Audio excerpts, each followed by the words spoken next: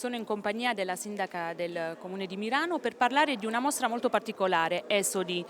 Appunto questo le voglio chiedere, dopo la mostra Mediterraneo Migrante, un'altra mostra sull'esodo, sulla migrazione. Sì, diciamo che abbiamo avuto questa opportunità di mettere insieme tre artisti molto diversi per appartenenza, per storia e anche forse per formazione, ma proprio perché per invitare a riflettere, a pensare come poi nessuno possa dirsi realmente appartenente a un unico luogo e quindi parlare del viaggio, della necessità delle persone di spostarsi e anche di trovare condizioni diverse e di quello che insomma un po' noi siamo come città, una città che vuole non fermarsi alla superficie ma approfondire e invitare a riflettere, a pensare, ma soprattutto anche a ricordare come siamo, perché anche noi stessi in realtà siamo un misto di culture, di viaggi, di spostamenti e di luoghi. Quindi immigrazione ma nello stesso tempo inclusione. In- Inclusione, integrazione e scambio di culture, di idee per arricchirsi ognuno, perché quando si apprende in realtà non si ha più paura. Quanta paura c'è ancora nel mondo?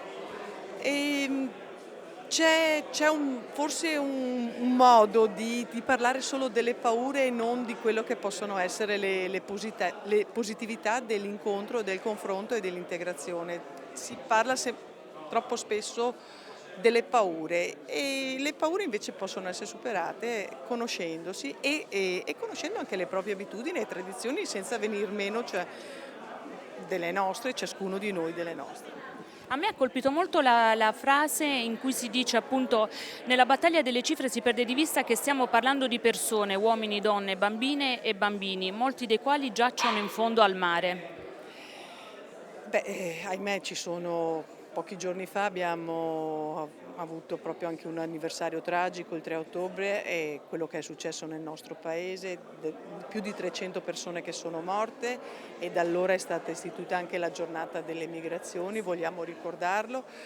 Non si dovrebbe mai perdere di vista questo e noi cerchiamo di non farlo e cerchiamo di far sì che tutti lo ricordino, che potremmo essere noi al loro posto, che se siamo in queste condizioni è solo un mix di ragioni fortunate e non lo siamo sempre stati.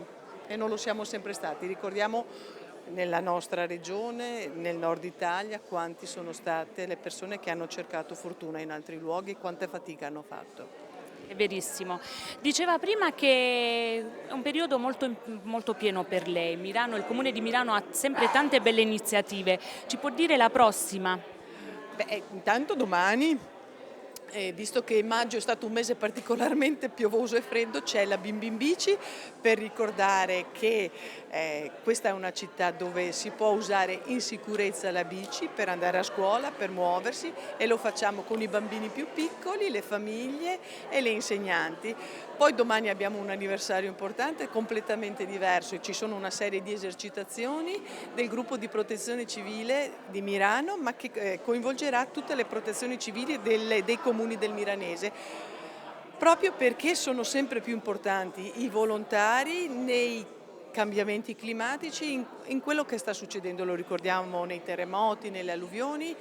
Noi siamo un territorio tutto sommato fortunato, però i nostri volontari girano tutta l'Italia per aiutare proprio in condizioni di difficoltà. Bene, per tutti i nostri amici che vogliano avere ancora maggiori informazioni su tutte le iniziative del Comune di Milano basta rimandarli al sito. Al sito del comune, alla pagina Facebook, c'è la stagione teatrale che ricordo sia per gli adulti, per le scuole, per le domeniche a teatro per i ragazzi, anche un buon modo per iniziare l'autunno e l'inverno per le famiglie. Grazie. Grazie a voi.